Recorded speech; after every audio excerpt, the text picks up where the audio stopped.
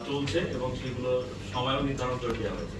তো আমরা আশাবাদী যে আমরা এই ঈদুল আজহাকে ঘিরে আমাদের এই মহাসড়কটি যাতে নিরবিচ্ছিন্নভাবে যাত্রীরা নিরাপত্তার মাধ্যমে এবং একটি সুষ্ঠু সুন্দর আইন শৃঙ্খলা ব্যবস্থার মাধ্যমে যাতে পার হতে পারে ধর্মমুখী মানুষ, এ ব্যাপারে আমরা সর্বোচ্চ অগ্রাধিকার দিয়ে আমরা কার্যক্রম করব। এবং আমরা আশা করছি যে আগামী 2রা জুন থেকে আমাদের টাঙ্গাইল জেলা পুলিশের টিমটা ডিপ্লয়েড হয়ে যাবে এবং আমরা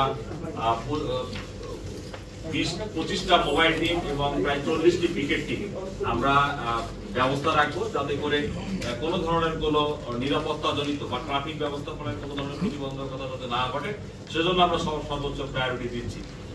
আমরা সর্বোচ্চ চেষ্টা করব যাতে এই মহাসড়কে কোনো ধরনের চুরি ডাকাতি দস্যুতার ঘটনা না ঘটে এবং প্রতিরোধ ব্যবস্থাগুলো আমাদের থাকবে। আমাদের মোবাইল টিমগুলো কিন্তু সার্বক্ষণিক এই মহাসড়ক টিমে কাজ করবে।